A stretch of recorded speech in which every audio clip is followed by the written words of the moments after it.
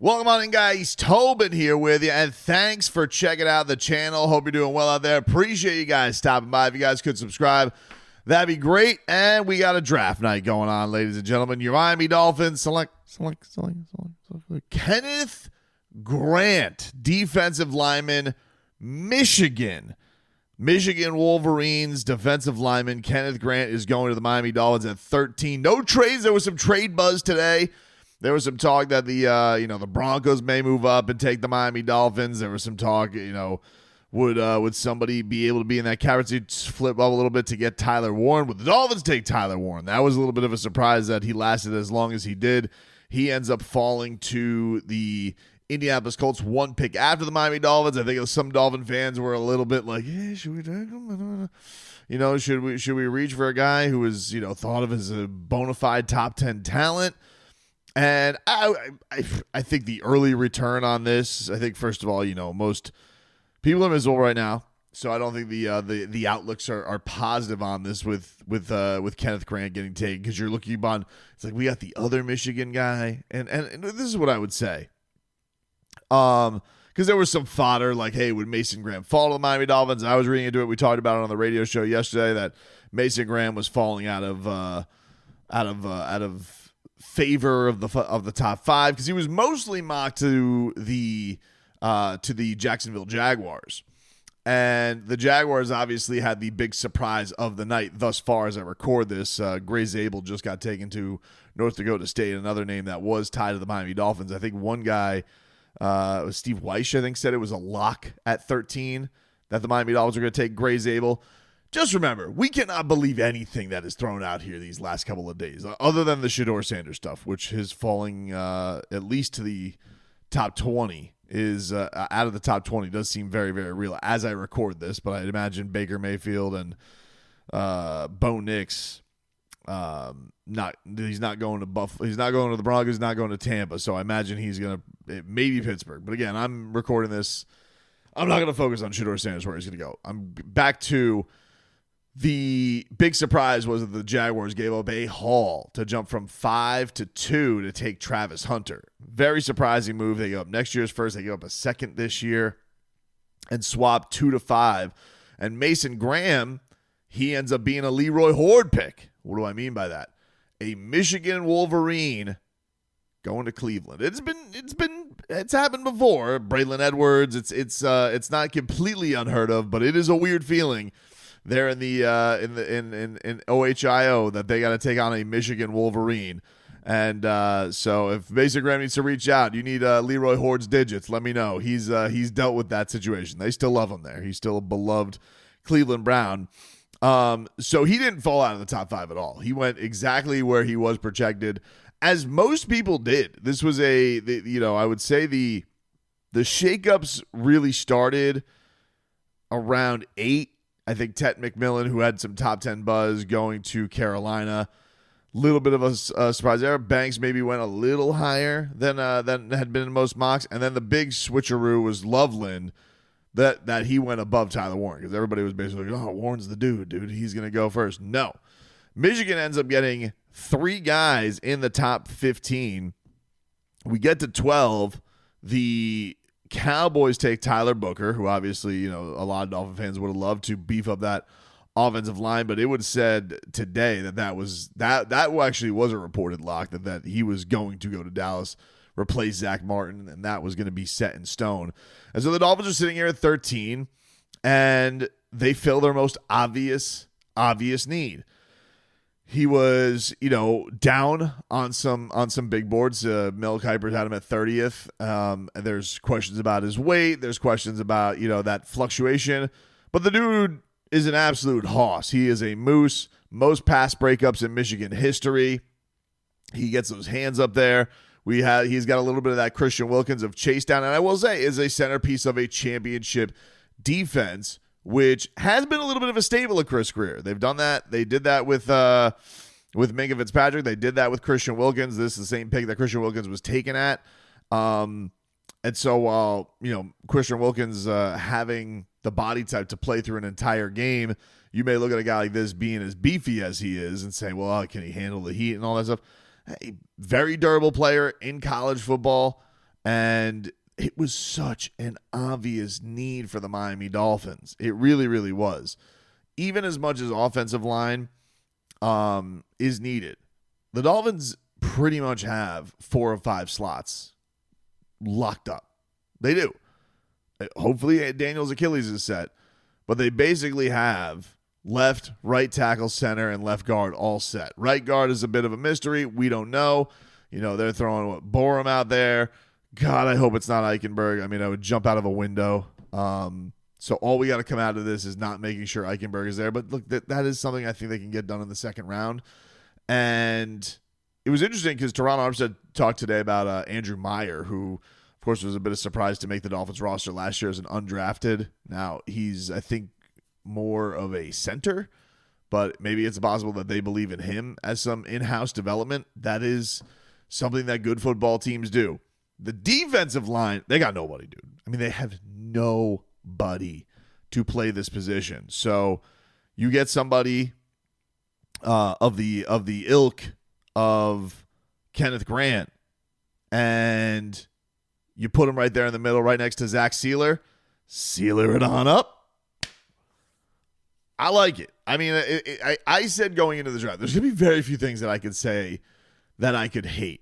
For the guys who wanted cornerback, you wanted Jahdae Barron, you wanted Will Johnson. Look, Will Johnson looks incredible. Everybody's scared to death, it seems like, of the medicals. I'm no evaluator. I'm just like, I think everybody who is sitting on the fringe of the buzz, if you're a Miami Dolphins fan and a guy has huge medical red flags, is that not like the thing you expect right away? Is that Chris Greer is going to go? He's like, oh, he's got bad knees. Don't care. Talented. Get him. And they didn't do that. The other thing with corner is, like, the one thing you could say about the Dolphins and cornerback, they've obviously whiffed on high draft picks with what they're dealing right now with Cam Smith, Noah Igbenogany. They strangely have been good finding late gems with Nick Needham, Storm Duck, Kader Kohu. I strangely have faith they could figure that out. They went through a season with Eli Apple. I'm going to get to the Jalen Ramsey thing in another video because that's honestly the bigger news of the night. There's a lot of drama surrounding the Miami Dolphins, and a lot of the juice is now coming out of the breakup that is Jalen Ramsey wanting to leave the Dolphins. Today it was said pay cut. Again, I'll get that another place another time. But, okay, the things you hate. That, all right, man, this is a guy with weight issues. This is the second most valuable guy on the Michigan line. I never understood that. Like, hold on. First of all, Michigan this year was obviously going to take a step back because they basically lost a ton of pieces. They lost their quarterback. They lost their head coach. They just won the national championship. This guy was a key piece of them winning the national championship. They beat Ohio State again this year. The guy never lost to Ohio State. Another thing that Leroy Horde did. Never lost to Ohio State. If you want to go tinfoil hat and you want to be like, hey, this is 4D chess of Chris Greer being a 4th degree black belt ass kisser, taking a piece of the Michigan Wolverine national championship defense and bringing him into the fold, like that's going to upset that, like that's not going to please immediately Stephen Ross and Tom Garfinkel, the CEO. Hey, you could look at it like that. I mean, I could. I'm not going to say that that's not a reason. Chris Greer's kept his job for a very long time. He probably knows how to push the right buttons when it comes to that. But God, did they need this done? Like it had to get done. And as far as defensive tackles go, you took the second guy off the board. Basically, the other guy was his teammate and was thought of as a top 5 guy. Okay, there were some pipe dreams that he was going to fall. They had the Sealer Christian Wilkins duo at Michigan, and you got one piece of that. I think this is going to be a fun pickup for the Miami Dolphins. It's such an obvious need for them. I don't know how you could hate it. The only guy that got taken around this that you're like, oh, should we go that way is Zabel. And Zabel is like, yeah, okay, obviously you need to put somebody on the offensive line, but you're gonna have questions with where he played, even with all the measurables being amazing. You're gonna be like, North Dakota State, is that gonna work? I'm not saying that he won't work out. He might work out. He probably will work out. I'm not here to call Buster. I'm not the guy to pick that. But if you want to say, like, what was a more desperate need? O-line, defensive line. Well, I think the offensive line definitely has to be fortified. I'm okay. So did the defensive line. The outsides, we would have done something crazy. You guys know I like splashy stuff. So if they would have ended up like doing something wild, like taking Tyler Warren, okay, that's Goosey's. That's fun. Mike McDaniel's probably going to be like, what do I do with all these weapons? They have weapons. They're not a weaponless team. They don't need weapons right now. They need to fix the trenches. It's boring. I hate fixing. It's not sexy. It's not the sexy pick, but it was the necessary pick. And I'm good with it. Nick Saban praised the holy hell out of the pick, which is great. You got the praise of Nick Saban, where he's just like, I don't think I've faced a more dynamic duo. Dude, like, we're not talking about Eastern Michigan here. We're talking about a championship forefront team that came back the next year depleted, and these two guys were still able to beat their top rival. And you have, like, the best college coach of all time, though he stunk with the Dolphins, giving it a stamp. I'm okay. And as far as Mel Kiper, look, I give props for Mel Kiper, who I know said he had a 30th on the big board. Mel Kiper's an OG, and and I got a lot of respect for Mel Kiper. I was very annoyed with him today because the dude basically ruined, on the biggest network, worldwide sports leader, he ruined Cam Ward's draft night. Ruined it because he found such a need to praise Shedeur Sanders, who I have nothing against. I really don't. Like, take Shedeur Sanders wherever the hell you want. I think it's like everybody's fascinated by the slide, but whatever. You know, I know that he has the viral clip of saying, oh, there's no way I'm falling the top 6. Unfortunate. But Cam Ward is one of the best stories you'll ever see in football, to go from 0 stars to the number 1 pick and basically be swept under the rug by ESPN. I was beside myself. I'm like, did they even interview him? I don't even think they interviewed him after he got picked. If they did, I missed it.